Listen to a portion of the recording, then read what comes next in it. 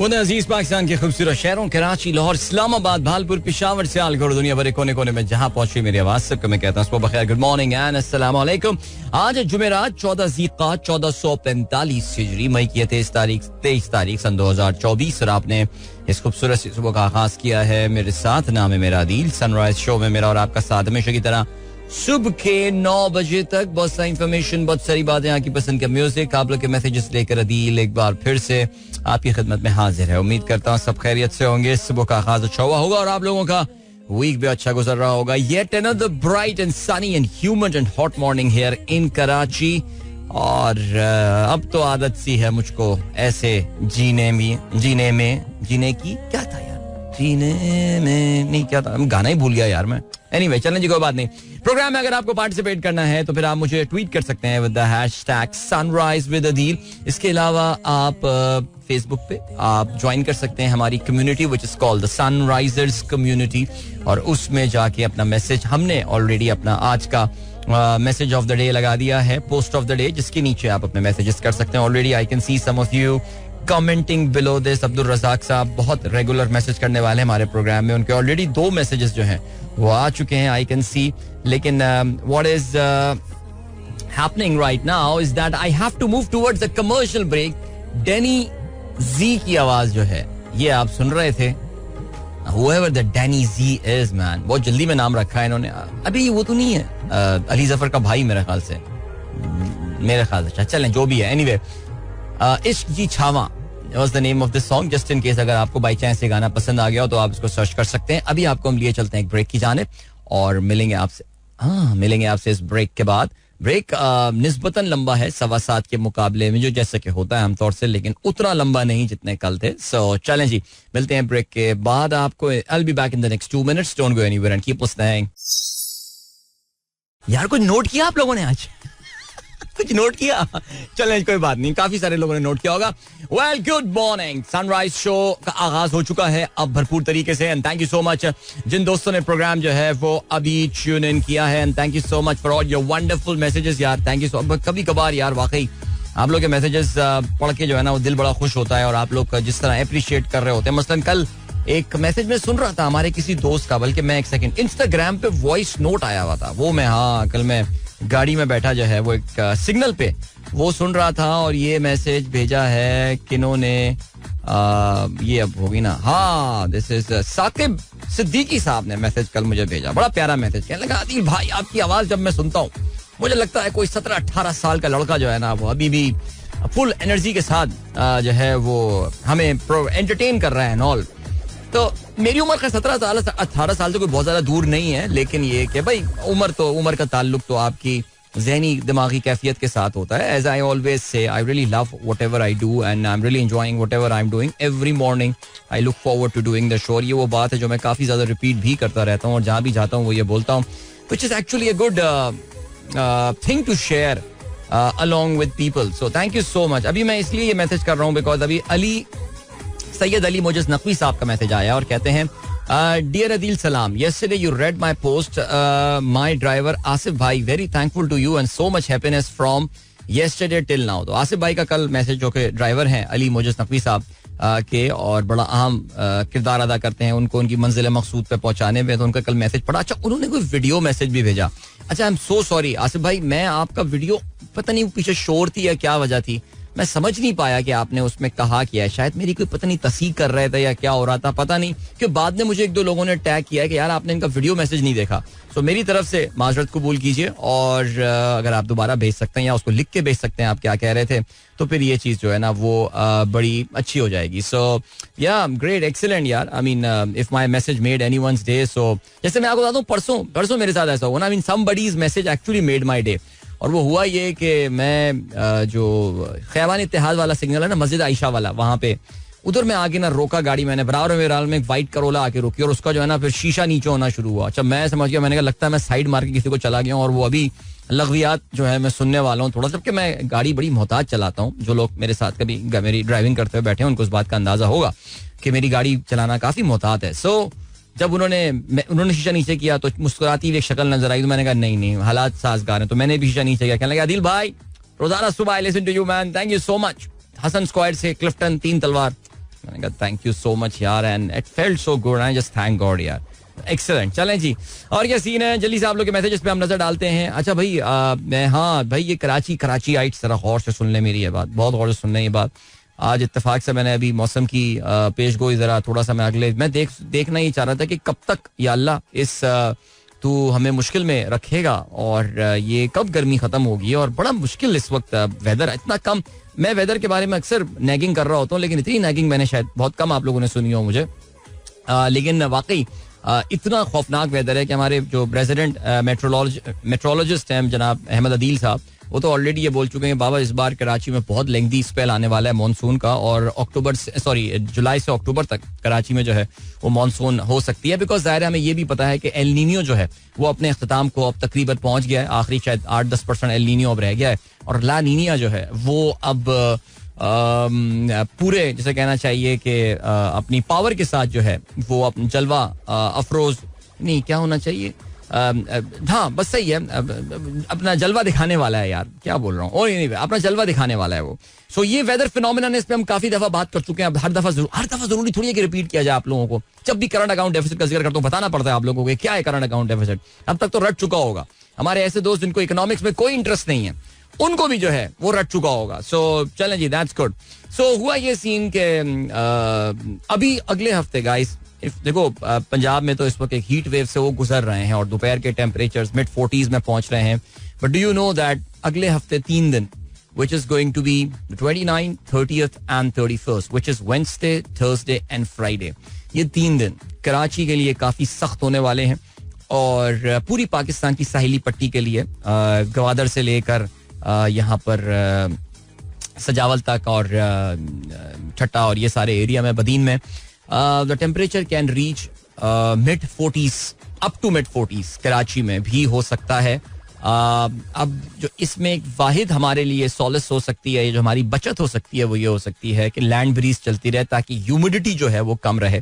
Otherwise it can be a very severe heat wave. So just be very careful guys. If you have got any outdoor plans for these 3-4 days starting from 28, 29, 30, 31st, ये 4 दिन first से इंशाल्लाह Saturday से मौसम जो है बेहतर होना शुरू हो जाएगा. समुद्री हवा शायद एक बार फिर से उसका आगाज हो सकता है. But these 3 days can be very very torturers for you. और बिकॉज देखें कराची की गर्मी में और अब कंट्री वाली गर्मी का फर्क ह्यूमिडिटी का होता है. कराची में खुदा ना खास्ता अगर इस हीट के साथ ह्यूमिडिटी भी हाई हो गई तो अगर आपको याद हो तो एक दफा जो मई में हीट वेव आई थी आज से कोई 6-7 साल पहले, जिसमें बहुत बड़ी तादाद में सैकड़ों की तादाद में कुछ लोग तो कहते हैं कि 1200-1300 लोग जो है वो जहां भाग हो गए थे. सो वो वाला कोई मामले हो सकते हैं. तो guys just I am just telling you please be very careful whenever you are planning anything out there. चलें जी, और कौन है अताउर रहमान साहब, ये किसी ने आपका मैसेज कॉपी पेस्ट कर दिया. हाँ ऐसा ही हुआ है मुझे लग रहा है. अच्छा जी, जीशान बेग साहब कहते हैं May 23rd is the world turtle day. Oh कछुओं का आलमी दिन है. आलमी दिन है आज. Created as a yearly observance to help people celebrate and protect turtles and tortoise and their disappearing habitats. Pakistan's 5 species of marine, 8 species of freshwater and 2 species of land turtle face numerous threats. ठीक है जी. Turtle. I want you to save turtle. आपने Ninja turtle की तस्वीर जो है वो लगाई हुई है, जो ब्लू वाला Ninja turtle, Leonardo. All right. Happy World Turtle Day and what a beautiful creature of Almighty. बेजरर सी वैसे कितनी क्रीचर होती है ना, पुरसुकून जिंदगी गुजारती है, ना किसी से कोई लेना देना, ना किसी को कोई तंग करना. So very nice. चलें जी, रहमान खिलजी साहब ने बड़ी खूबसूरत तस्वीर भेजी है अपने, माशाल्लाह इनका बड़ा खूबसूरत घर पेशावर में जो लोकेटेड है. कहते हैं morning greetings from your very named बागीचा. बाकी one of the most beautiful घर का बागीचाज that I have seen and very well maintained without doubt. Challenging, great. And what else we got? Riazur Rahman साहब कहते हैं approximate fuel consumption Boeing 787 2,900 gallons per hour. Boeing 747 3,800 gallons per hour. अच्छा यानी 787 जो है वो ज्यादा अच्छा नहीं चल रही है. I thought it was A380. Sorry, A380 consumes 4,600 gallons per hour. Wow, that's so amazing. Basically आप बता ही रहे हैं कि how much does a jet aircraft, how much fuel does a jet aircraft use during a typical flight? Just imagine, man, just imagine. Okay, Adar Rahman साहब कहते हैं it's very hot and humid morning here in Karachi and may you all have a blessed day. Thank you. Humidity of 92%. All right, then Ataur Rahman साहब ने एक और हमारे साथ tweet share किया है. Train PhD students to be thinker not just specialist. Alright, thank you. मेरे जितने PhD वाले दोस्त हैं उनके साथ मैं ये शेयर कर लूंगा इंशाल्लाह. फ़हीमुर रहमान कौन है? फ़हीम अली खान, क्या बोल रहा हूँ यार. अताउर रहमान साहब, फ़हीमुर रहमान. ओहो यार, आज मुझे थोड़ा सा मुझे लग रहा है ब्रेक लेना पड़ेगा. मुझे आज मैं इतनी क्या ऑल फॉल बातें किए जा रहा हूँ सुबह से. फ़हीम अली खान ब्रो का मैसेज आया है और आपने जो है वो सूरह आले इमरान की आयत नंबर 133 शेयर की और अपने रब की बख्शिश की तरफ और उस जन्नत की तरफ दौड़ो जिसका अर्ज आसमान और जमीन के बराबर है, जो परहेजगारों के लिए तैयार की गई है. Thank you so much. Shakeel Ahmed साहब कहते हैं अपने दिलों को 3 जगहों में ढूंढो. कुरान सुनने के वक्त, जिक्र की महफिलों में, तन्हाई के औकात में. अगर इन तीनों जगहों पे दिल को ना पाओ तो अल्लाह से सवाल करो कि तुम्हें एक बेदार दिल अता फरमाए, क्योंकि तुम दिल से महरूम हो. वेरी नाइस जी, जबरदस्त जी. कुरान सुनने के वक्त, फिक्र की महफिलों में और तन्हाई के औकात में.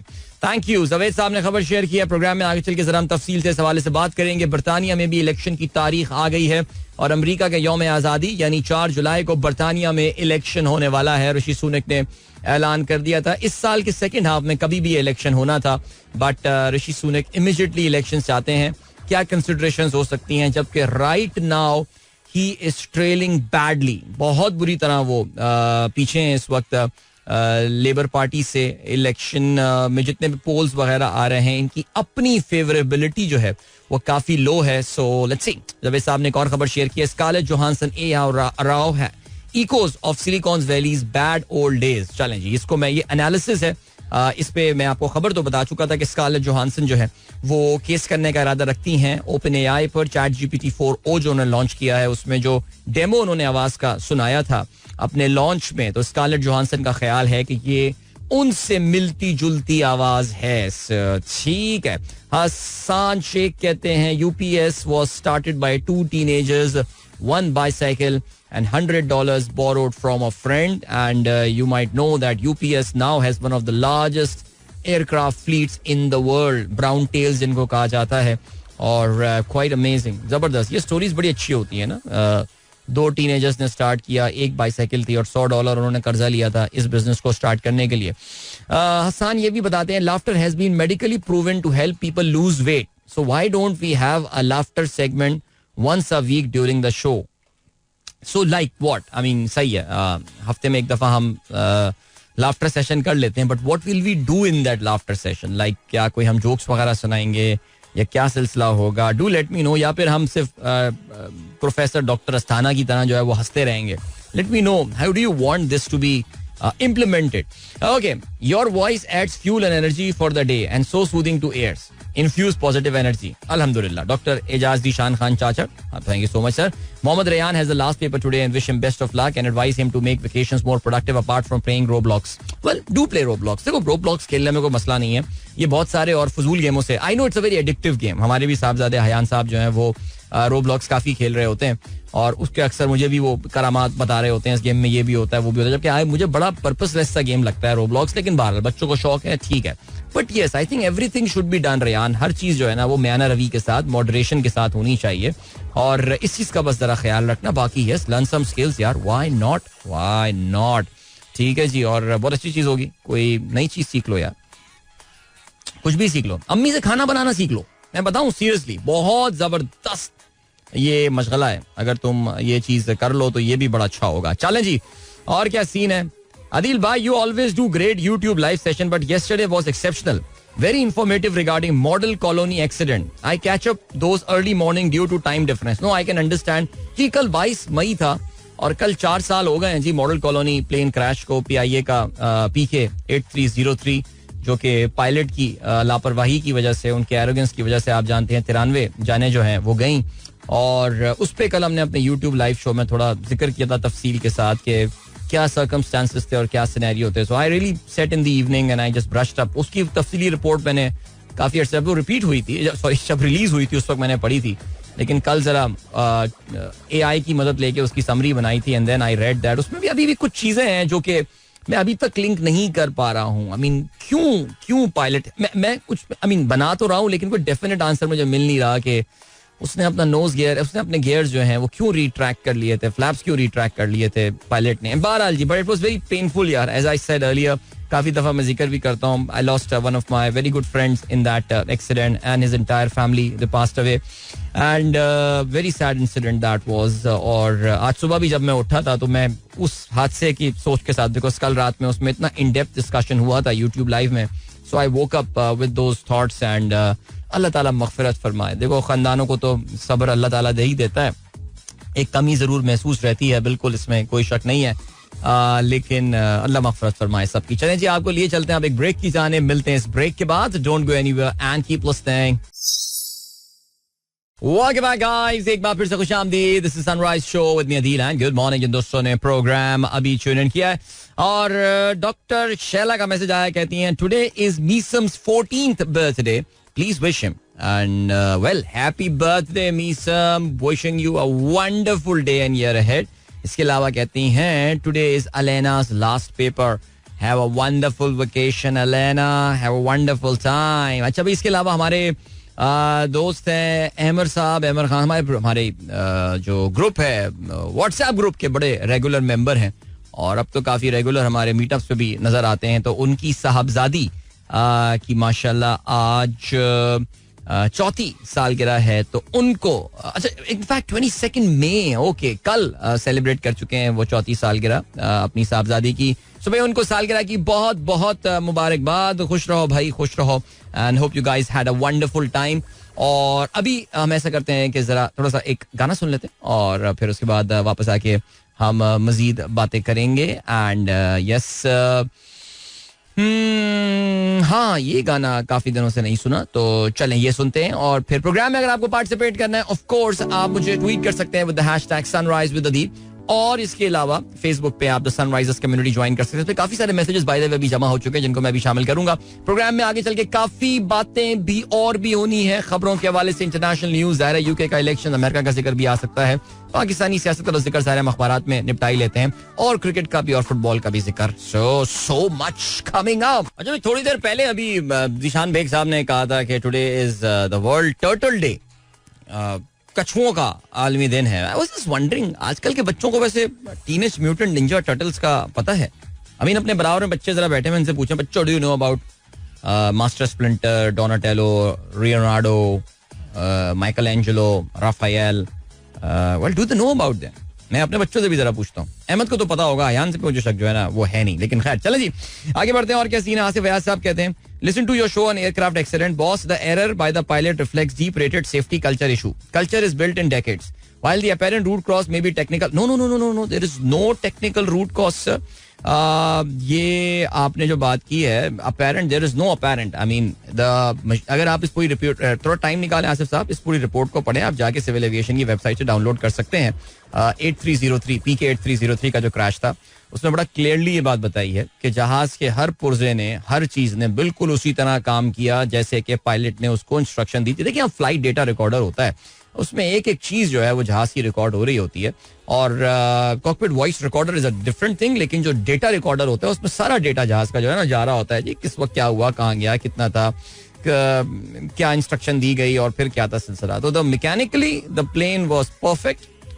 ये सिर्फ और सिर्फ आप देखें ना, आप इस रिपोर्ट का कंक्लूजन पढ़ेंगे तो आपको पता चलेगा कि ये पायलट साहब जो थे ये आदी थे, बिकॉज वो बहुत हाई एल्टीट्यूड से जहाज को लेकर आ रहे थे. जहाज को जिस एल्टीट्यूड पे होना चाहिए था वो उससे कहीं ज्यादा हाइट पर थे. यानी यहाँ पे एक मौके पे कॉकपिट ने कहा भी था कि भाई गो राउंड कर लो, तुम बहुत हाइट पे हो, जब तुम गो राउंड करो दोबारा से अपनी अप्रोच बनाना शुरू करो, उस वक्त हाइट नीचे कर लेना. लेकिन पायलट ने कहा, उनके जहन में ये था, अरे यार मुझे पता है यार, मैं कर लूंगा यार, छोड़ दो, अभी उसको मैं ATC ये मुझे बताएगा, अभी इसको सरप्राइज करता हूं मैं. तो ये माइंडसेट था. तो yes, I agree with you, this is where the problem lies. Safety comes first. And यार वाकई सीरियसली, अभी रिसेंटली मैं एक जो स्टार्टअप पाकिस्तान के लिए पॉडकास्ट कर रहा होता हूँ, तो उसमें इस हफ्ते के आगाज में I recorded a very nice podcast. It was with a young aerospace engineer, एक यंग लड़की जो कि 23 साल की उम्र में एरोस्पेस इंजीनियर बन गई. ये एक ऐसा काम है, एक ऐसा प्रोफेशन इसमें लड़कियां आमतौर से नहीं आती हैं. She was the youngest in Pakistan to do so. उससे मेरी यही बात हो रही थी और वो मुसलसल एक बात जो कि बहुत ऑब्वियस सामने आ रही थी, so about safety and safety and safety. और बार बार वो यही बात बोली जा रही थी कि जी मेरे एक सिग्नेचर पे इतनी सारी जिंदगियों का एनएसआर होता है. सो बहरहाल जी अल्लाह ताला बस रहम करे और समझ और अकल दे. My daughter does not know. अच्छा जी, फराज साहब का कहना है, उन्होंने टीनेज म्यूटेंट निंजा टर्टल के बारे में पूछा. बिल्कुल जी, Aamir I have seen that documentary. बिल्कुल ये एवरी रूल ब्रोकन, ये बिल्कुल जो कि एक इस पे वीडियो बनी थी PIA क्रैश के हवाले से. सो या अच्छा जी, शाहरुख कहती हैं last night listening to your show and air crash story really felt so bad how carelessly pilot acted and took so many life sadly. Very sad यार, वेरी सैड. क्या कह सकते हैं इसमें. अच्छा जी, शुएब साहब कहते हैं first hip hop song of Hadiqa Kiani. बिल्कुल जी, बड़ा अच्छा गाना हदीका ने गाया, no doubt. This was from the movie Bol by the way. Even though somehow I felt this song उसकी video did not really fit into that movie, लेकिन फिर भी बहरहाल कि जो माहौल दिखाया गया था उसमें ये सिलसिला था. बट चलें जी, आगे क्या सीन है. आगे ये सीन है कि अभी आप लोगों के जरा. अच्छा जी, फरहान रजा कहते हैं कि अच्छा उन्होंने बताया ये है कि ये जो आपने जहाज़ों का फ्यूल कंजम्पशन बताया, कहते हैं that's peanut in front of VSLS. Okay, ये जो बड़े वेरी लार्ज जो शिप्स होते हैं, ये उनकी ये बात कर रहे हैं, पानी के जहाज. Mid to small VSL consumes around 12 to 15 ton of fuel per hour. Big VSLS, UVLCS यानी बहुत बड़े जहाज, बहुत बड़े जहाज और बहुत बहुत बड़े जहाज जो हैं, they consume over 25 ton per hour. आपको पता है shipping industry is one of the biggest polluter in the world, no doubt about that. All right जी, वानिया का मैसेज आया, कहती हैं tomorrow is my performance at City School PF event in evening. I worked very hard and inshallah it will go really well. Good luck to you Vania and good luck to your brother as well, जिनके अगले हफ्ते जो है वो O levels के exams होने वाले हैं. एंड देन फेसबुक में थैंक यू सो मच जिन सब ने गुड मॉर्निंग कहा, सबका बहुत शुक्रिया. Good morning to you all. लेकिन बाकी मैसेजेस देखते हैं, कंटेंट वाले मैसेजेस देखते हैं जी. अब्दुल रज़ाक साहब कहते हैं अमेरिका ने बांग्लादेश के साबिक आर्मी चीफ जनरल अजीज अहमद पर मुबैना बदनवानी में मुलव्विस होने के इल्जाम में पाबंदियां आयद कर दी हैं. जनरल अहमद वजीर आजम शेख हसीना के इत्तेहादी हैं. अब यार वैसे जनरल अहमद को की तस्वीर देख के मुझे तो कोई गैंग्स ऑफ वासेपुर का कोई कैरेक्टर लग रहा है ये बंदा. वाकई यार, seriously just go and see the picture यहाँ पे फेसबुक में. ओके जी, इस्लामुल हक ब्लास्टर को कहना है भाई बहुत गर्मी है यार. बिल्कुल ऐसे ही है. अय्याम हज की आमद से कबल गिलाफ काबा को जमीन से 3 मीटर ऊंचा कर दिया गया. इसका मकसद हज के अय्याम में गिलाफ को किसी भी किस्म के नुकसान से महफूज रखना है. और कहते हैं जी 15 जुल्हज तक जमीन से 3 मीटर ऊपर रहेगा. साजिद अंसारी साहब का ये कहना है. Thank you Saad Khan, thank you so much. और आप कहते हैं जी कनाडा में आप प्रोग्राम सुन रहे हैं हमारा, कहते हैं keep up the amazing work, sending my सलाम. आपने लॉर्ड द पावा अख्तर लावा की जो है वो तस्वीर भी शेयर की है और कहते हैं जी whenever I how I feel whenever I hear your वतन अजीज intro on the radio, Adeel भाई. और उसमें लॉर्ड द पावा कह रहा है ओ तेरी जुरत कीवे होई सन ऑफ क्यूटी. यार वैसे वो क्या था, सन आवे. एनीवे, आयशा सिद्दीका कहती हैं अस्सलाम वालेकुम, सबके लिए खैर की दुआ है. आपका प्रोग्राम इंशाल्लाह माशाल्लाह बहुत अच्छा है.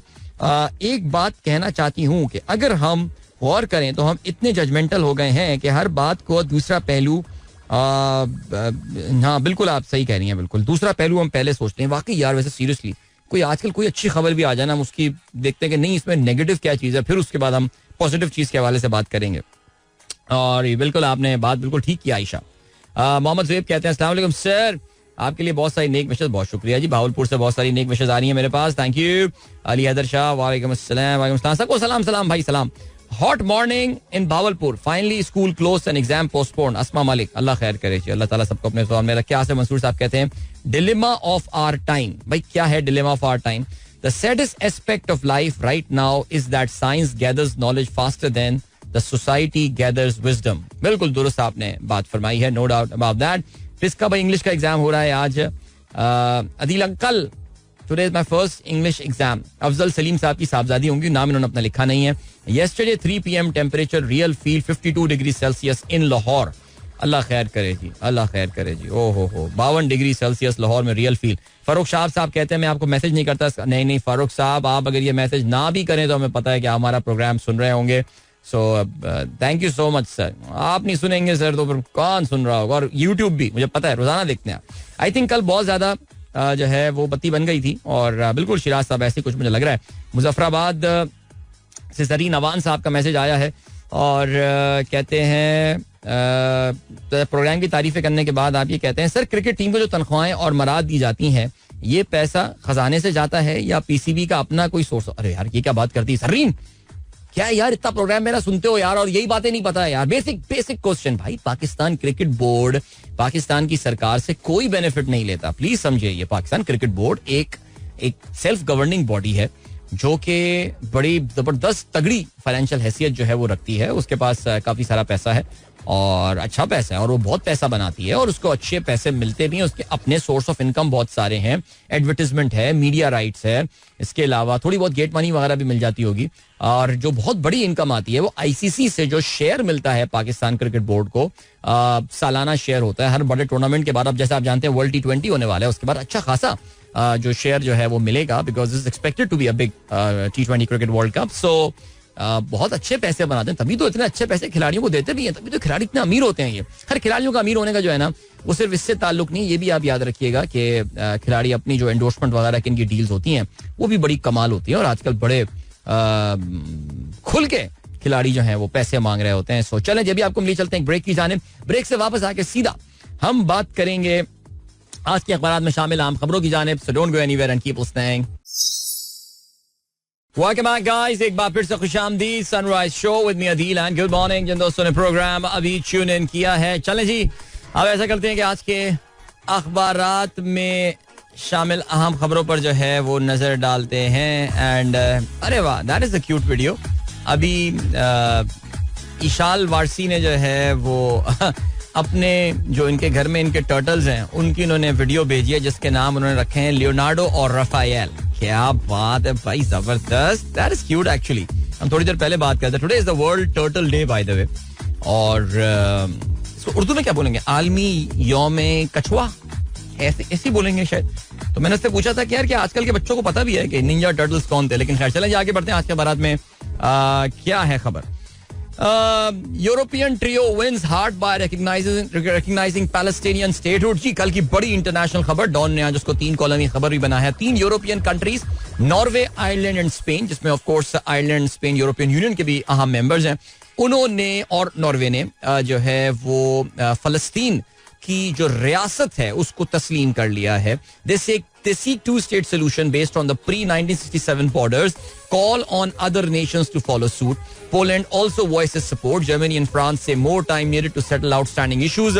Furious Israel's recall invoice. US says unilateral recognition not the way to achieve peace in Middle East. वैसे वाकई यार अमेरिका में कल जिस तरह की लग़वियात और नॉनसेंस बकी गई है पिछले 2 दिन में, how irrelevant America is becoming in the international scene. I mean seriously speaking, I think they will look back at this time and say कि they really wish they had acted differently. लेकिन खैर चले, I'm not saying irrelevant तो खैर भी नहीं होगा, बहुत अमीर मुल्क है अमेरिका यार, लेकिन फिर भी how out of sync and out of touch. Of course they are not the only one. This is what happens when you are extremely powerful.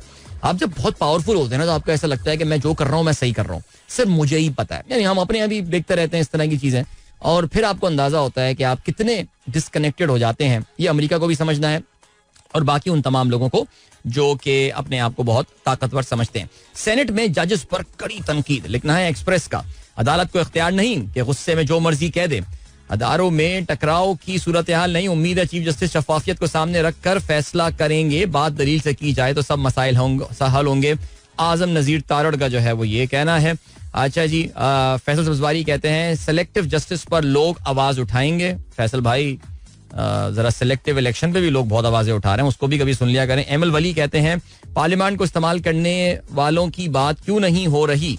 Faisal Vawda को तौहीन अदालत का मामला सेक्रेटेरिएट को अरसाल कर दिया गया. अच्छा जी, कारकर्दगी दिखाएं आप, सिसिलियन माफिया, गॉडफादर, प्रॉक्सी के अल्फाज इस्तेमाल करेंगे तो कौन बर्दाश्त करेगा, तलाल। सो ये 3-4 लोग जो है वो छोड़े गए हैं, आपको पता है, जिसमें तलाल चौधरी पेश हैं। उनकी क्या मजबूरी है, इस पर नजम सिटी साहब ने अभी मैंने सुना बात की थी अपने वीकेंड के प्रोग्राम में।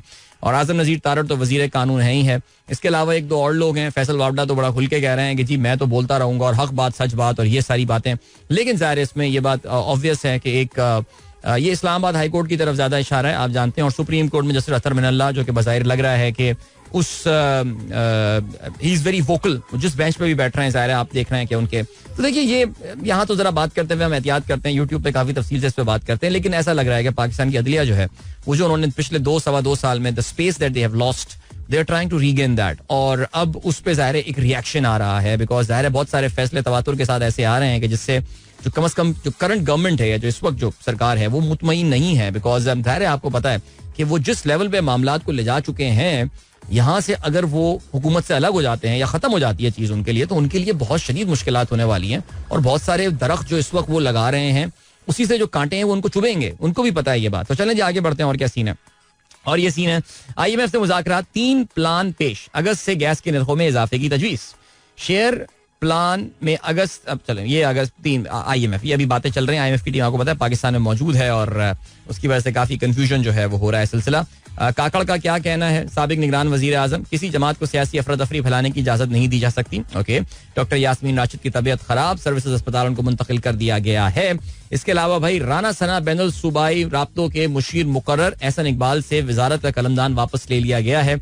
ये इंटर प्रोविंशियल कोऑर्डिनेशन वाली मिनिस्ट्री दे दी गई है। इसका मतलब ये है कि पाकिस्तान की जो खेल हैं, जो तमाम खेल हैं, वो भी राना सनाउल्लाह को, खेलों की bodies and Pakistan sport board and all, ये सब भी राना सनाउल्लाह को जो है वो रिपोर्ट कर रहे होंगे। अच्छा भाई, सदर रईसी की नमाज जनाजा अदा कर दी गई। तेहरान में बहुत बड़ी तादाद में लोगों ने जो है वो इसमें शिरकत की और आयतुल्लाह अली ख़ामनेई जो है उन्होंने ये नमाज जनाजा पढ़ाई। शहबाज शरीफ भी वहाँ पर मौजूद थे और उनकी जो है वो सुप्रीम लीडर से और इसके अलावा जो अबूरी सदर हैं मोहम्मद मुखबिर, उनसे भी इनकी मुलाकात हुई और ताज़ियत ज़ाहिर उन्होंने इसमें की। आज जो है वो शहबाज शरीफ मुत्तहिदा अरब अमारात जा रहे हैं और इनका बड़ा इंपॉर्टेंट कहा जा रहा है कि ये दौरा है। सऊदी अरब से तो फिलहाल आपको पता है कि जरा पाकिस्तान को एक छोटा सा कोल्ड शोल्डर दिखता हुआ नजर आ रहा है। Will UAE come to our help, let's see क्या होता है। मौलाना फजलुर रहमान क्या कहते हैं, PTI अभी हमें मना रही है, ठोस लाए अमल के लिए श्योरिटीज और एतमाद की बहाली चाहिए। वैसे I really don't know PTI पे कहाँ से इतना बुरा वक्त आ गया कि अपनी पॉपुलैरिटी की पीक पे आके ये मौलाना फजलुर रहमान के साथ बैठ के क्यों नजर आ रहे हैं। मौलाना फजलुर रहमान की जो पूरी सियासी हैसियत है वो इस वक्त इख्तिताम के करीब है और ख़त्म हो सकती है। यहाँ पे आके PTI इन्हें क्यों इनके लाड उठा रही है और क्या हो रहा है, ये कुछ PTI की बातें समझ में बहरहाल आती नहीं है। बट लेट्स सी क्या होता है। मुल्क में सरमायाकारी 50 साल की कम तरीन सतह पर पहुंच गई। सरमायाकारी का हदफ 15.1% मुकर्रर किया गया था, लेकिन ये 13.1% रही। कम सरमायाकारी ने हुकूमत के कर्जों पर इन्हिसार को बढ़ा दिया। और देखिए जी, ये बात भी है कि इस वक्त पाकिस्तान में एक बड़ी पावरफुल एक कमीशन बनाया गया, एक कमेटी बनाई गई है जो कि सरमायाकारी को देख रही है, जिसकी ऑफ कोर्स अगले महीने के मिड में हैप्पी बर्थडे भी आने वाली है पहली। तो ज़ाहिर है अगर ये आज जो शहबाज राना की रिपोर्ट आई है कि 50 साल की पाकिस्तान की तारीख की कम तरीन इस वक्त सरमायाकारी हो रही है, that will definitely raise some questions. But ये सवाल कौन पूछेगा ये तो हमें नहीं पता। रऊफ हसन हमला, इक़दाम कत्ल का मुकदमा दर्ज, तहकीकाती टीम तश्कील। PTI गैर मुतमईन, PTI कहती है कि इस पर टेररिज्म का मुकदमा जो है वो दर्ज होना चाहिए। कल काफी सख्त प्रेस कॉन्फ्रेंस एक बार फिर से जो है वो रऊफ हसन और उनके साथ जो है वो उमर अयूब जो थे वो मौजूद थे और उन्होंने जो है वो प्रेस कॉन्फ्रेंस की। इसके अलावा कोई और CTD दफ्तर पर रेंजर्स का छापा, SSP को हटा दिया, DSP SHO मुअत्तल। इमरान शौकत को CPO सिंध कराची में पेश होने का हुक्म। मोहम्मद अली आन आबाई इलाके पंजाब जा रहा था, CTD ने अगवा कर लिया। ये चेक कर रहे हैं आप, ये CTD ने जो है वो अगवा कर लिया, काउंटर टेररिज्म डिपार्टमेंट पुलिस का, उसने अगवा कर लिया और वहां से बंदे को बरामद किया गया है। यह अगवा बराए तावान हुआ था। देख लें जनाबे वाला, ये हो रहा है सिलसिला। अभी आपको हम लिए चलते हैं टाइम चेक और कमर्शियल ब्रेक की जानिब और मिलेंगे आपसे इसके बाद। Don't go anywhere and keep listening.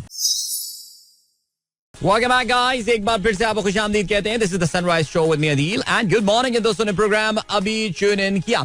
Well, plan तो कुछ ऐसा था कि हम आज के शो में बात करते, आपको बताते कि इंग्लैंड ने किस मार्जिन से पाकिस्तान को पहले T20 में शिकस्त दी. आई नो आप लोग कहेंगे इतना नेगेटिव हो गया है ये. मैं ऐसा था नहीं, विकी बाबू हालात ने बना दिया है. लेकिन खैर चलें जी, बिल्कुल ऐसा ही सीन हुआ है कि पाकिस्तान और इंग्लैंड के दरमियान जो कल हेडिंगली लीड्स में पहला T20 मैच होने वाला था, वो बारिश की वजह से मैच मनसूख हो गया. और सुबह ही जब हेडिंगली में दिन की रोशनी फैलना शुरू हुई थी तो उसी वक्त लोगों के वहां से ट्वीट्स आना शुरू हो गए थे कि यार ज्यादा कष्ट उठाए ना, just call off this match because the weather was pretty extremely bad. तुम्हारी एक नीस हैं जो कि लीड्स में रहती हैं, उनसे मैंने कल मैसेज किया था. उनको बल्कि मैसेज मैंने किया था, मैं समझता हूँ मैच देखने जाएगी तो कुछ उससे लाइव यूट्यूब लाइव में कोई अपडेट वगैरह ले लेंगे. कह लेंगी अदील भाई मैं तो लंदन में बैठी हुई हूँ. मैंने कहा यार क्या जिंदगी है वैसे यार. Sorry I am not in Leeds, I am in London right now having fun. Okay so लेकिन बहुत कल बारिश थी. कहने लगी अभी इतना अच्छा मौसम था लीड्स में, ये पता नहीं एक दो दिन में क्या हो गया. मैंने कहा ये अल्लाह मियां ने ना इंग्लैंड की टीम को बचा दिया, और ना पाकिस्तान टीम क्या हाल करने वाली थी कल, उनका अंदाजा नहीं है. In very seeming friendly conditions in Leeds, cold Leeds, क्या हाल होने वाला था. लेकिन आई मीन जोक्स असाइड, हाँ मजाक कर रहा हूँ ऑफ कोर्स. इंग्लैंड के जो क्रिकेट के शायकीन थे, they were very excited yesterday because Jofra Archer अपने तकरीबन कोई 13 महीने के इंजरी ब्रेक के बाद एक बार फिर से टीम में आने के लिए बेचैन और बेकरार थे. और नेचुरली इंग्लैंड की वर्ल्ड कप की लाइनअप का भी वो ज़ाहिर हिस्सा होंगे और he will play a very important role naturally in the defence of their cricket world cup. So unfortunately कल ये एक्शन में जो है वो नजर नहीं आया. सो ठीक हो गया. अभी क्या सीन है, हुआ ये जी पहला मैच बारिश की नजर हो गया. So the team now moves to Birmingham और एजबेस्टन में जो है वो दूसरा मैच होने वाला है. और ये मैच जो है वो होगा रात के नहीं शाम के 6:30 बजे इस मैच का आगाज होना है. और ये सैटरडे को मैच, यार जो मैच रात में होना चाहिए था वो इन्होंने हमारे लिए शाम में रख दिया. बाकी सारे मैच इन्होंने, बाकी जो 2 मैच है वो रात में 10:30 बजे जो है वो शुरू होंगे. बट चलें जी आगे बढ़ते हैं. और क्या सीन है, और ये सीन है कि पाकिस्तान और सऊदी अरब फुटबॉल मैच दिन में ही कराने पर गौर. यार हम सीरियसली चीजें नहीं फिक्स कर पा रहे यार, हम कुछ नहीं हो रहा ठीक. अब राना सन्नाउल्लाह जैसा जबरदस्त बंदा आई है इंटर प्रोविंशियल कोऑर्डिनेशन मिनिस्ट्री में, देखेगा अब इंशाल्लाह जिन्ना स्टेडियम की फ्लड लाइट्स जो है वो ठीक करा दी जाएंगी. देखते हैं क्या रहता है सिलसिला. और कोहली को सिक्योरिटी खदशात के सबब बेंगलोर का प्रैक्टिस सेशन मनसूख. ओए अच्छा. सो कोहली की टीम अभी तक है, अब तो प्लेऑफ में खेल रही है कोहली की टीम. यार I think this is interesting, वरना वो तो उनकी टीम आमतौर से प्लेऑफ से पहले बाहर हो जाती है टूर्नामेंट में, लेकिन दे आर स्टिल प्लेइंग. चलें जी, आईपीएल थर्ड अंपायर का बदतरीन फैसला. अब मैच फिक्सिंग होगी और क्या होगा. अच्छा जी, आईपीएल में थर्ड अंपायर की संगीन गलती से दिनेश कार्तिक को चांस दे दिया. अहमदाबाद के नरेंद्र मोदी स्टेडियम में 2 नंबरी हो रही है. राजस्थान रॉयल और रॉयल चैलेंजर बेंगलोर के माबैन एलिमिनेटर. ओहो एलिमिनेटर था मैच. क्या हुआ भाई, लिखा हुआ ये अविश खान की गेंद पैड से टकराई तो फील्ड अंपायर ने उंगली बुलंद कर दी. दिनेश कार्तिक ने थर्ड अंपायर से रुजू किया. अल्ट्रा एज का निशान नजर नहीं आया, मगर ये बैट के बजाय पैड से बॉल छूने का था. अच्छा निशान नजर आया लेकिन वो बैट के बजाय पैड से छूने का था. वाज़े आउट होने के बावजूद थर्ड अंपायर अनिल चौधरी ने फैसला बैटर के हक में दे दिया, जिससे खिलाड़ी, कमेंटेटर और शायकीन हैरान रह गए. ये असल मसला जो है वो इसमें ये कि अब इसमें हैरान होने वाली क्या बात है यार. देयर इज नथिंग हैरानकुन अबाउट दिस भाई. आईपीएल चल रहा है, आईपीएल में कुछ भी हो सकता है. पाकिस्तान क्रिकेट बोर्ड ऑफिशियल्स के गैर जरूरी दौरों पर पाबंदी. ओके अब सिर्फ अपन दौरा करेगा, ये मेरे ख्याल से बात बोली है शायद मोहसिन नकवी में. वर्ल्ड कप की आड़ में अमेरिका की सैर के ख्वाब देखने वाले मायूसी का शिकार. बोर्ड में तब्दीलियों का अमल जल्द दोबारा शुरू होगा. कई ऑफिशियल्स की छुट्टी मुतवक्को है, ये लिखना है सलीम खालिक का. ओके कहते हैं एक डायरेक्टर आज खुद 2 माह की छुट्टियों पर अमेरिका जाने वाले हैं. उनके हवाले से पीएसएल फ्रेंचाइज ने भी पीसीबी से शिकायत की हैं. और ठीक है. अच्छा जी, अमेरिका ने दीगर टीमों के लिए खतरे की घंटी बजा दी है. लंका लीग फ्रेंचाइज डम्बुला थंडर के ओनर करप्शन के इल्जाम पर गिरफ्तार. अबे यार इस लीग क्रिकेट ने बहुत नुकसान पहुंचाया है यार, वाकई सीरियसली स्पीकिंग यार. क्या यार इसने क्रिकेट की मासूमियत खत्म हो गई यार. एनीवे और क्या सीन है. अच्छा ओ भाई मुझे नहीं पता था, आई एम सो सॉरी. अभी वसीम ने बताया है कि आरसीबी लॉस्ट यस्टरडे अच्छा, ये जो एलिमिनेटर मैच में कल वो हार गए मैच, यानी ठीक है, यानी कि कोहली मियां फारे हो गए फिर से एक बार. ऑलराइट, और क्या सीन है? और ये अच्छा, ये आ तो क्या स्कोर बोर्ड सामने है ना. हाँ, रॉयल चैलेंजर बैंगलोर 172 बनाए 8 विकेटों के नुकसान पर. जवाब में राजस्थान रॉयल ने 174 रन बनाए 6 विकेटों के नुकसान पर. 19 ओवर्स में उन्होंने जो है उस टारगेट को पूरा कर लिया. तो चलें जी, कोहली साहब अभी तक I think he is never been on the winning side, I believe ना, इन आईपीएल, अगर मैं गलती पर ना हूं.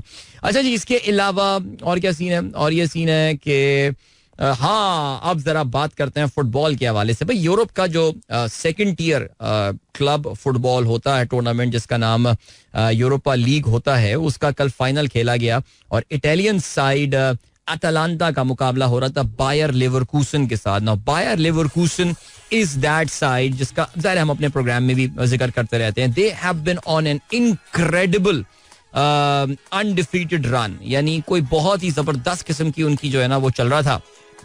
एक जिसमें इनविंसिबल रहे वो पूरी जर्मन फुटबॉल लीग में, और फिर उसके बाद जो है वो अपने लीग कप का फाइनल भी उनको खेलना है. लेकिन यहाँ पर ये हुआ कि जी उनका फाइनल अब होने वाला था यहाँ पे विद एटलांटा, जो कि एक इटालियन साइड है, और एटलांटा ने 3-0 से जो है वो बायर लेवरकूसन को शिकस्त दे दी. So this is the first defeat that Bayer Leverkusen had in 361 days. Incredible run which has finally come to an end. और अगर मैं गलती पर ना हो तो ये शायद 51 मैचों की जो है 51 मैचेस का इनका जो है वो अनबीटन रन है, which has come to an end now. और but what a season to remember it has been, and they can win. I think they can still win one more trophy now. So challenge, ये हो गई बात. इसके अलावा क्या खबर है जी? Bayern Munich is in advanced talk with Burnley over Vincent Kompany. Alright, Bayern Munich जो है वो विंसेंट कंपनी, जो कि मैनचेस्टर सिटी के एक जमाने में बड़े मशहूर प्लेयर और कप्तान भी हुआ करते थे. उनकी कप्तानी में जो है मैनचेस्टर सिटी ने प्रीमियर लीग जीता भी है. आई थिंक पेलेग्रिनी के जमाने में शायद यही कप्तान हुआ करते थे. वो अगुएरो वाला गोल जो था उस वक्त I think company was the captain, if I am not mistaken. तो बर्नली के वो मैनेजर होते हैं, बट बायर्न म्यूनिख ऐसा लग रहा है कि इनको उठाने में कामयाब हो जाएगा. So interesting picture, no doubt about that. चलें जी, ये हो गई बात. अब आप जानते हैं कि यूरोप का जो है वो एक मेजर टूर्नामेंट फाइनल जो है वो अभी रह गया है, जिस फाइनल का नाम है यूएफा चैंपियंस लीग. और यूएफा चैंपियंस लीग का फाइनल जो है वो ऑफ कोर्स खेला जाएगा on the night of the 1st of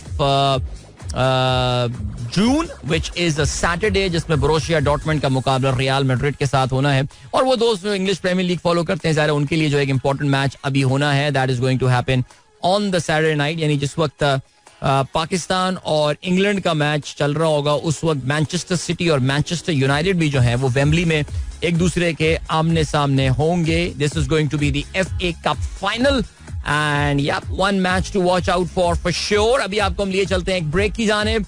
मिलेंगे आपसे इस ब्रेक के बाद. Don't go anywhere and keep listening. All right, I think I can clearly say now that I've started loving this song. It's such a beautiful one. I think we've been playing every day जब से इस हफ्ते का आगाज हुआ है. Almost, I think I've missed just one day. But very nice. Sajjad Ali विचल. चलिए, अब you guys enjoy that song. जल्दी से आप लोग के मैसेजेस में डाल दें. वक्त का मैं मुकाबला सकता हूँ. Oh my God, Facebook पे इतने सारे मैसेजेस हैं, लेकिन डॉक्टर कपिल शर्मा का मैसेज यहाँ पे हम शामिल करते हैं और कहते हैं, Dear Adil, highly obliged to Sunrise community for approving my post on Facebook. I'm writing on Bhagavad Gita, basically exploring link in verses with average human tendencies. In future, I'm planning commonalities with Quran. I think that's a wonderful thought, Dr. Kapil Sharma, and good luck for your assignment. And if I can be of any help in your assignment, please feel free to reach out to me. या मैं आपको जरूर connect कर सकता हूँ with people who understand Quran definitely. हमारी तो खैर हम तो तालिबे इल्म हैं, कुछ भी नहीं जानते, लेकिन फिर भी thank you so much. Faisal S Ahmed कहते हैं, अदील भाई, just wanted to let you know how much I enjoy your program, unique style, thank you, engaging stories and great music selection. Oh, thank you so much sir, बहुत शुक्रिया, खुश रहिए. इसके अलावा बासित यूनुस ने खबर शेयर की है, अमरीकी सदर जो बाइडन का ख्याल है कि फलस्तीनी रियासत को यकतरफा तस्लीम करने से नहीं बल्कि मुज़ाकरात के जरिए हल. वो हो गए इनके मुज़ाकरात यार. So much respect for these 3 European countries man. और सुनने में ये आ रहा है कि 28 मई को बाय द वे बाकायदा इन तीनों हुकूमतों की तरफ से एक ही मौके पर ये फलस्तीन को जो एक रियासत के तौर से तस्लीम कर लिया जाएगा. अब इसमें उनकी सिफारत खाने, उनके सफीर को रिसीव किया जाएगा. क्या होगा, we don't know about that, but so brilliant. So your niece in Leeds also addresses to you as Adil Bhai. Actually, she is my cousin's daughter. So she calls me Adeel भाई, सो I don't mind that. तो अगर आपकी भतीजी भांजी आपको भाई बोले rather than calling you मामू, I think that's fine, right, no doubt. चलें जल्दी से हाँ फेसबुक को देखते हैं और वहाँ पे क्या सीन है, बिकॉज वहाँ काफी सारे मैसेजेस हैं. अरे भाई क्या बात है, जबरदस्त. Good to hear from you Mashhoodur Rahman, Sheikh Mashhoodur Rahman, thank you so much, हमारे ex colleague, and good to hear from you after a while. I hope everything is good. Inamullah Zameen साहब, thank you for your appreciation. जोजी बहुत शुक्रिया. फहीम अली खान कहते हैं bro I am an ordinary man but due to listening and participating in your show now some people know me and sometimes ask for my well-being. Thanks to you from the core of the heart. यार ये आपको किसने कहा कि आप एक ordinary आदमी हैं? कोई भी ऑर्डिनरी नहीं होता यार. Please, everyone is special in their own right. Please, कुछ लोग ज्यादा प्रोमिनेंट हो जाते हैं, कुछ लोग प्रोमिनेंट नहीं होते, but being less prominent does not make you less special. Cherish your specialities my friend Faheem. Alright, चलो जी, ग्रेट.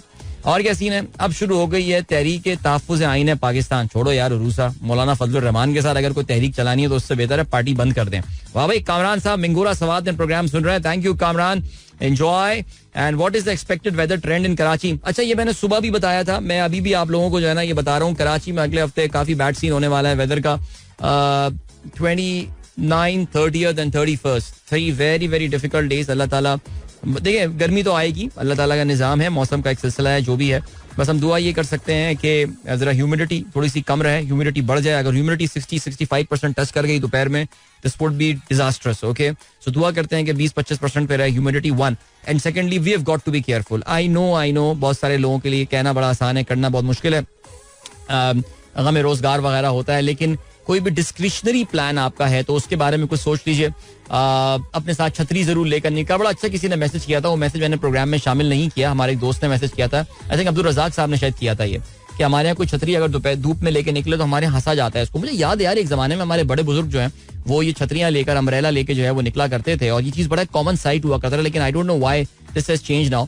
लेकिन छतरी लेके अपने साथ जरूर निकलें. Carry water with yourself, stay hydrated, ORS वगैरह बना लें, जो भी आप कर सकते हैं. सो या अच्छा जी, please play song stereo heart. मुझे इस बारे में बिल्कुल भी नहीं पता. और इसके अलावा उमैर बाबर कहते हैं जब किसी को मुश्किल में देखो और तुम उसकी मदद का ख्याल आए तो अल्लाह से एक नेक दिल मांगो. वाह क्या बात है. ईशाल अब्रिश वरीशा स्कूल पहुंच चुके होंगे, इस्लामियत का इनका पेपर है, मेरी बहुत सारी दुआएं उनके लिए. अच्छा जी,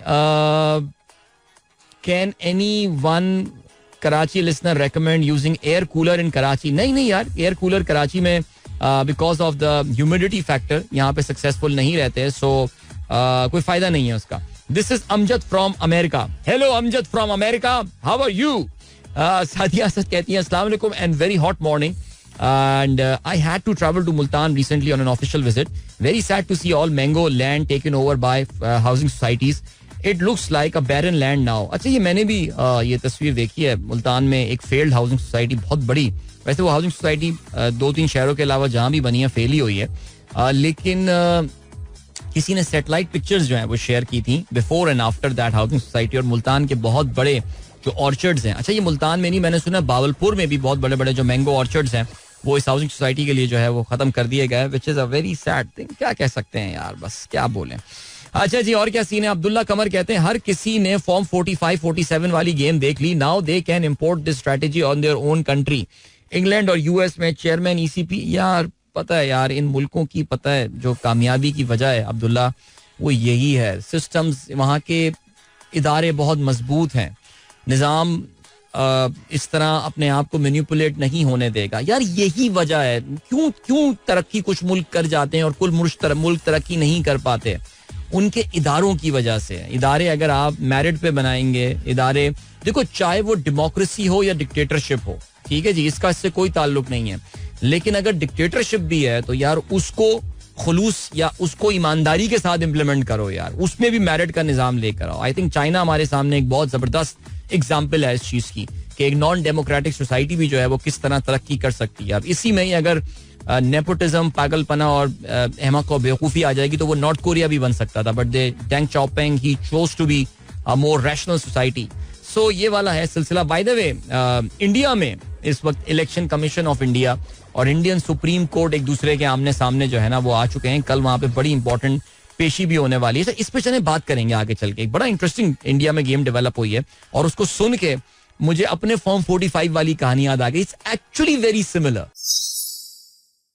Welcome back guys. एक बार फिर से आपको खुशामदीद कहते हैं. This is the Sunrise Show with me Adil and good morning. इस प्रोग्राम ट्यून किया भाई. आज अभी हम क्लासिक सॉन्ग नहीं चला रहे. कल असल में बहुत कम बात हुई थी तो इसलिए मैंने कहा जरा आज थोड़ा सा अपनी बातों का कोटा जो है ना पूरा करते हैं. ब्रेक में जाने से पहले इत्तेफाक से जिक्र आ गया था यार इलेक्शन कमीशन ऑफ इंडिया के हवाले से. मेरा वैसे प्लान आज रात यूट्यूब पे तफसील जिस पे बात करने का था लेकिन अभी जिक्र निकल आया तो आपको हम बताते हैं. और हुआ ये है कि यार जिस तरह पाकिस्तान में फॉर्म 45 होता है. अच्छा देखो इंडिया और पाकिस्तान के इलेक्शन में एक बहुत बड़ा और बुनियादी डिफरेंस होता है. एक तो ये है कि जी उनका इलेक्शन आपको पता ना 7 मरहलों में हो रहा है, 7 डिफरेंट स्टेजेस में. और बड़ी लंबी कहानी है इसके पीछे क्या वजूहात हैं.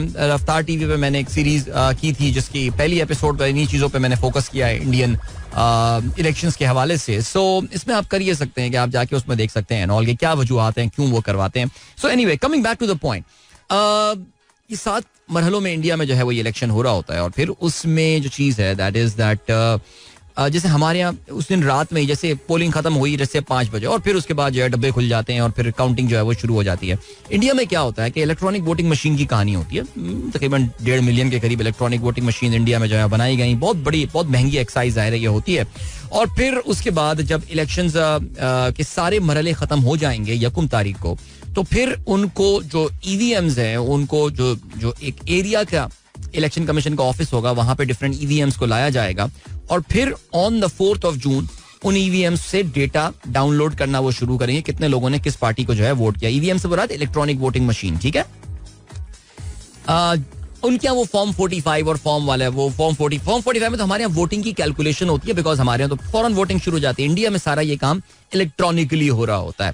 हाउएवर इंडिया में भी एक फॉर्म इशू किया जाता है इलेक्शन कमीशन का. वहां का जो प्रिजाइडिंग ऑफिसर होता है वो करता है वोटिंग खत्म होने के बाद और उसको बोला जाता है फॉर्म 17C. ओके.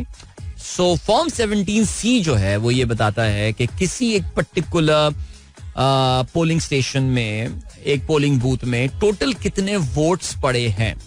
इंडिया में with all their strong institutions election commission की अपनी हैबत और जाहो जलाल और इन तमाम चीजों के बावजूद नरेंद्र मोदी के आने के बाद से स्पेशली 2019 में बहुत सारे लोगों ने कुछ एनॉमलीज की तरफ पॉइंट आउट किया था कि यार कुछ 2 and 2 4 जो है ना वो हो नहीं रहा है.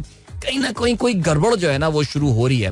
देखिए मैं अक्सर जब इंडिया पे बात करता हूँ और जब भी जिक्र हो रहा होता है तो I often talk about this thing that Narendra Modi ने भारत के जो बड़े स्ट्रॉन्ग इंस्टीट्यूशंस थे जो कि भारत की डेमोक्रेसी की जो तबातुर के साथ जो उनकी डेमोक्रेसी चल रही है उसमें बड़ा इंपॉर्टेंट जिन्होंने रोल प्ले किया था. उसमें जाहिर है एक उनका सुप्रीम कोर्ट है और सेकेंडली उनका जो दूसरा इदारा बड़ा इंपॉर्टेंट है that is their election commission.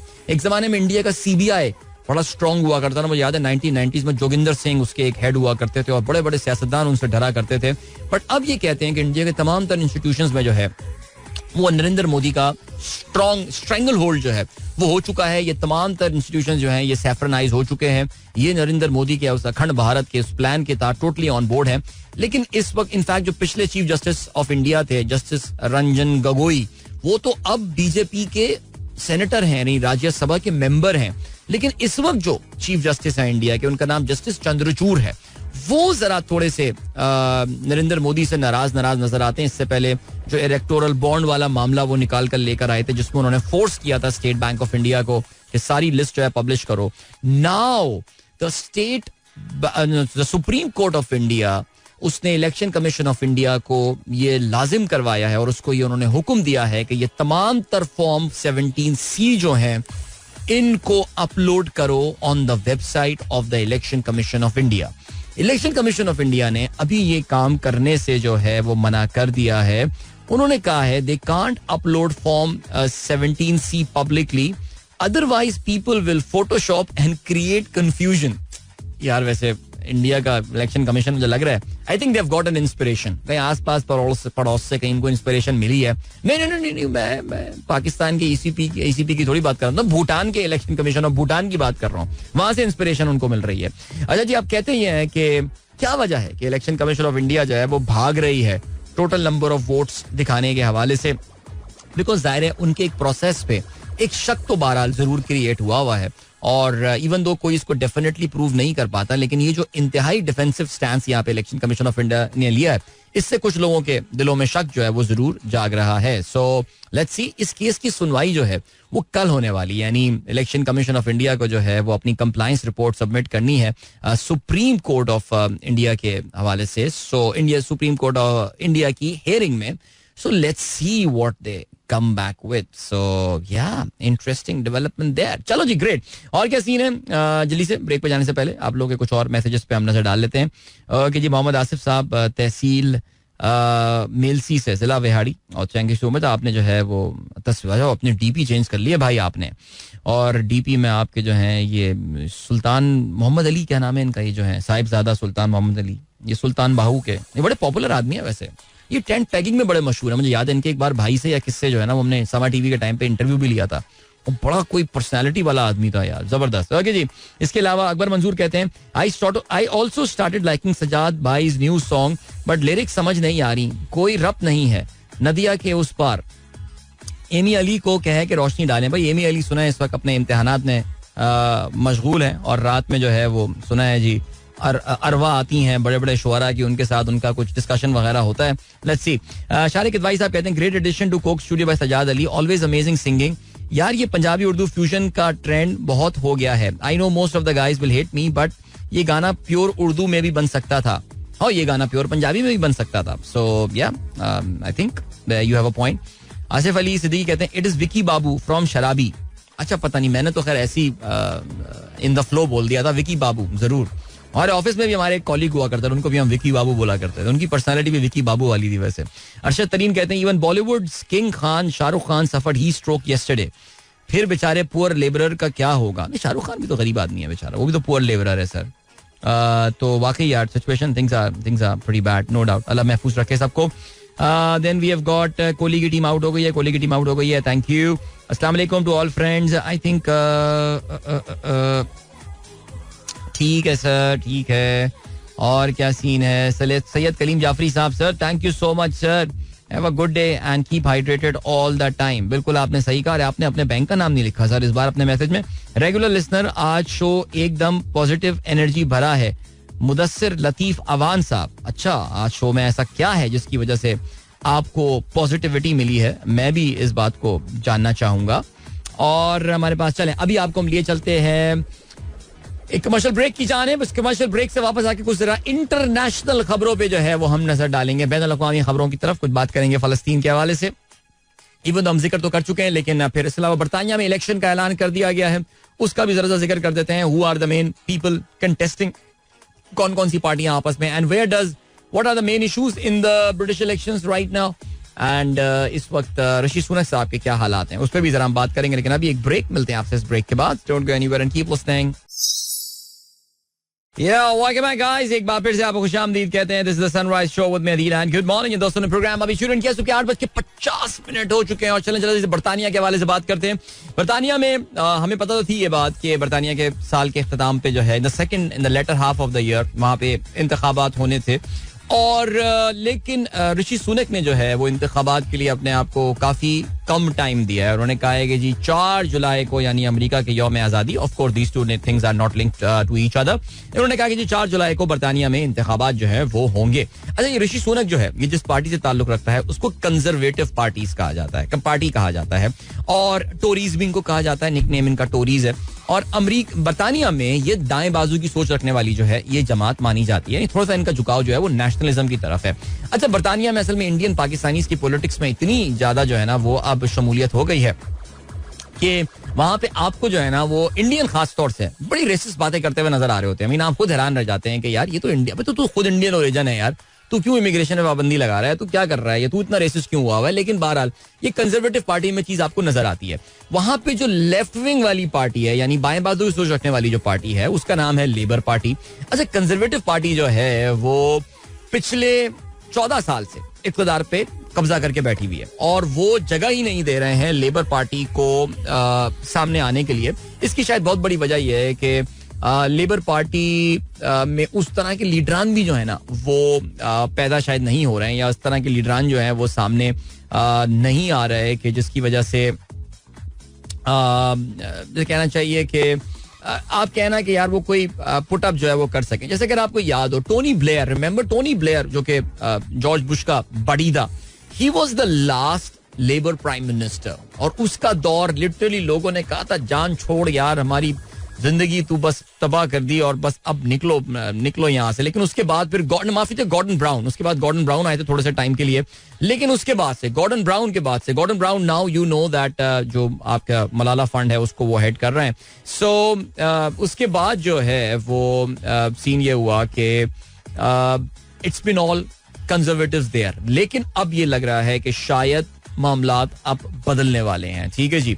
उसकी रीजन क्या है? उसकी रीजन जो है वो ये है कि जितने भी ओपिनियन पोल्स आ रहे हैं उसमें Rishi Sunak is trailing behind badly, पूरी तरह जो है वो. तकरीबन कहते ये हैं कि इस वक्त एक पोल, हाँ इनफैक्ट मैं एक पोल जो है ना वो इस वक्त ये देख रहा था जिसमें labour party is actually 20 percentage points ahead of the conservative party, यानी 20% की इनको जो है वो बढ़त हासिल है. और लग यही रहा है कि अच्छा अभी क्या हुआ कि बरतानिया में कुछ हफ्तों पहले जो है वो बल्दियाती इंतखाबात हुए थे, जिसमें आपको पता है कि हमारे सादिक भाई जो हैं फिर मेयर बन गए हैं लंदन के. उस इलेक्शन में भी जो है वो लेबर ने कंजर्वेटिव्स को बदतरीन शिकस्त दी थी, और कंजर्वेटिव की कुछ बहुत ज्यादा जो ट्रेडिशनल सीटें हैं वो भी उनके हाथ से जो है वो निकल गई थी. अच्छा, इसके अलावा अभी मैं सुबह एक और देख रहा था, एक लाइकेबिलिटी इंडेक्स जो है कि अक्सर लोगों से जाके पूछा जाता है कि भाई आपका इनके बारे में क्या ख्याल है, do you have a positive opinion of that person, do you have a negative opinion of that person.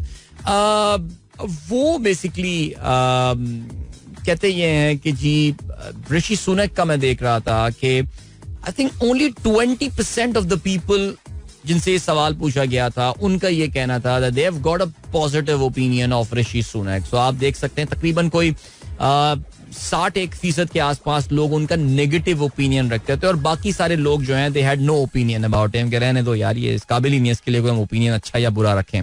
So just to give you an idea that how much they are lagging behind. So सवाल यही पैदा होता है कि इतनी जल्दी election करवाने की क्या थी, यानी कि वो चाहता तो दिसंबर तक वेट कर सकता रहा, नवंबर तक वेट कर सकता रहा, लेकिन जुलाई में इलेक्शन आखिर ये क्यों करवा रहे हैं? उसके पीछे जो वजह हो सकती है वो ये है कि बरतानिया की इकोनॉमी के हवाले से अभी आने वाले दिनों में कुछ जरा अच्छी खबरें आई हैं. The economy is out of recession, the British economy is growing right now, the inflation is going down. शायद पिछले 3 साल के कम तरीन या 2 साल के कम तरीन अफरात ज़र का नंबर जो है वो वहां पर आया है, और ऐसा लग रहा है कि British economy after lagging behind there OECD पे, दुनिया की जो अमीर तरीन ममालिक की इकोनॉमीज में ये सबसे बदतरीन परफॉर्मिंग इकोनॉमी थी अंटिल रिसेंटली. लेकिन पिछले जो नंबर्स आए पिछले क्वार्टर के, उसको देख के ऐसा लग रहा है कि it has turn the corner now. ऐसा लग रहा है कि उनकी इकोनॉमी जरा थोड़ा सा बेहतर होना जो है वो शुरू हुई है. सो मे बी वो चाहते ही हैं कि जो छोटा मोटा फील गुड फैक्टर है इसको वो कैपिटलाइज करा सकें, बिकॉज शायद उनको ये लगता हो कि अगर हमने इसको मजीद डिले कर दिया तो फिर ये और बहुत बड़ा जो है वो इनके लिए प्रॉब्लम बन सकती है. सो अब जो सिचुएशन आती है वो ये आती है कि इनका मुकाबला जो है अब वो किसके साथ होगा बरतानिया में जो ज़ाहिर इलेक्शन होंगे. इसमें ज़ाहिर लेबर पार्टी मैंने आपको बताया कि जो बाएं बाजू की सोच रखने वाली है, और इसके जो सरबराह हैं जो कि बरतानिया के फ्यूचर प्राइम मिनिस्टर कहा जा रहा है, सर कीयर स्टारमर उनका नाम है. नाम याद रख लें बिकॉज आने वाले दिनों में ज़ाहिर इन नामों को जो है वो हम काफ़ी याद कर रहे या याद रख रहे होंगे इस पर्टिकुलर नाम को. इवन बरतानिया में जो ज़्यादातर पाकिस्तानी और इंडियन ओरिजिन के लोग होते हैं, lot of them actually vote for labour. और जिस तरह अमेरिका में जो डेमोक्रेटिक पार्टी है कि जो यंग लोग हैं और जो नॉन वाइट्स हैं उनमें डेमोक्रेटिक पार्टी जो है वो जनरली पॉपुलर है. इसी तरह बरतानिया में भी जो है वो लेबर पार्टी नॉन वाइट लोगों में पॉपुलर है, इमिग्रेंट्स वगैरह इन लोगों में एक पॉपुलर पार्टी है. बट बहरहाल तो अब ये कीयर स्टारमर साहब जो हैं ये इस पार्टी को लीड करने वाले हैं इस इलेक्शन में, जो कि ऑफ कोर्स 5 जुलाई को जो है वो होंगे. और इसमें ज़ाहिर है इससे पहले काफ़ी सारे लोग कहते हैं कि जोमी कोबन साहब हुआ करते थे, उनको जो लीडर बनाया था पार्टी का वो आई थिंक काफ़ी पार्टी के लिए नुकसानदेह साबित हुआ था. बिकॉज कोबन जहाँ पे एक तरफ बड़े पॉपुलर थे among the Muslims and all and Palestinian issues, बड़ा खुल के बात करते थे, आज भी बड़ी बात करते हैं, लेकिन वहाँ के लोगों ने जो है वो सफ़ेद फाम लोगों ने I think he was too on the left side, वो बहुत ज्यादा, जिस तरह आपके हमारे बर्नी सैंडर्स साहब हैं अमेरिका में, उस तरह उनको भी जरा लोगों ने साइड पे कर दिया था कि यार बहुत ये एक्सट्रीमिस्ट लेफ्ट साइड हो गए. तो अब ये कियर स्टार्मर हैं जो कि इस पार्टी को लीड कर रहे हैं, और ख्याल ये कि बरतानिया के अगले प्राइम मिनिस्टर जो है वो भी ये बन सकते हैं. जिसमें एक और बात आती है, वो ये आती है कि तीसरे नंबर पे कौन सी पार्टी है. सो इसमें जो बरतानिया के लिए थोड़ी सी परेशान कुन बात है वो ये कि तीसरे नंबर पे जो पार्टी है, it's called the reform party. और वरना आमतौर से लिबरल डेमोक्रेट्स होते हैं, लेकिन रीसेंट टाइम्स में जो अभी पोल्स हुए हैं उसके मुताबिक तकरीबन 12% लोग बरतानिया के they intend to vote for the reform party. ये जो रिफॉर्म पार्टी है ये बड़ी खतरनाक पार्टी है. ये इंतहाई दाएं बाजू की एक नेशनलिस्ट पार्टी है जिसके इस वक्त लीडर तो रिचर्ड टाइस नामी एक शख्सियत है, लेकिन इससे पहले नाइजल फराज एक आदमी हुआ करता था. काफी काबिले नफरत ये इंसान था, बहुत बड़ा इस्लामोफोब भी है, और ये इस पार्टी के जो है सरबराह हैं. तो कहते ये हैं कि इस बार इलेक्शन में ये पार्टी सरप्राइज दे सकती है. यानी आप देखिए कि जो आखिरी पोल मैं अभी देख रहा हूं उसमें Labour Party 44% of the people अपने वोटिंग इंटेंशन बताते हैं that they are going vote for the Labour Party. 23% of the people say they are going to vote for the Conservative Party and 12% say they will vote for Reform Party. So ऐसा लग रहा है कि Conservative Party का बहुत सारा जो vote base है वो शायद Reform की तरफ जो है वो चला गया है, which is definitely right wing सोच, extreme right wing सोच जहां पर जाएगी वहां पे जाहिर है इसका नुकसान तो होगा. तो चलें आगे बढ़ते हैं. वक्त आ गया आप लोगों से इजाजत दीजिए, लेकिन जाने से पहले नुमान यूसुफ कहते हैं कि वैसे भूटान में इलेक्शन रिगिंग में मुश्किल नहीं होती होगी. इतना छोटा सा मुल्क, इमेजिन विलेज में 20 वोट रजिस्टर्ड थे, 50 एस्टेब्लिशमेंट की पार्टी को पड़ गए. अच्छा, हमारे एक और दोस्त का भी जो मैसेज आया है, कहते हैं Bhutanian solution for Indian election commission to comply with supreme court. Election Commission of India should upload the form and comply with the Supreme Court order. Then their telecom authorities will block access to that site and the time will pass until the arrival of 4th of June. ऐसे यार हमने भी क्या मजाक जो है वो बना लिया पाकिस्तान के इलेक्शंस का. लिटरली यार सोचें कितना मुकद्दस ये एक इंस्टीट्यूशन होना चाहिए था, लेकिन क्या मजाक बना दिया. चलो जी गाइस, वक्त आ गया आप लोगों से इजाजत दी जाए. अपना बहुत बहुत ख्याल रखिएगा. Yes, it's very hot out there, so stay hydrated as they say. I no कहना बड़ा आसान है, लेकिन यार एक छोटी सी पानी की बोतल अपने साथ हर वक्त रख लेना. और जाहिर है मौसम भी ऐसा है, पसीना बहुत आता है, तो फिर आपको पानी बहुत ज्यादा पी लें तो फिर जो नेचर कॉल है वो भी इतनी ज्यादा होती है, तो विंटर का प्रॉब्लम होता है, आपको पता है. So yes, drink a lot of water guys, as much as you can. So brilliant. इंशाल्लाह आप लोगों से कल सुबह होगी मुलाकात, which of course will be the last show of the week. Till then, goodbye, God bless, Allah Hafiz, and Pakistan Zindabad. This is Mira FM 107.4.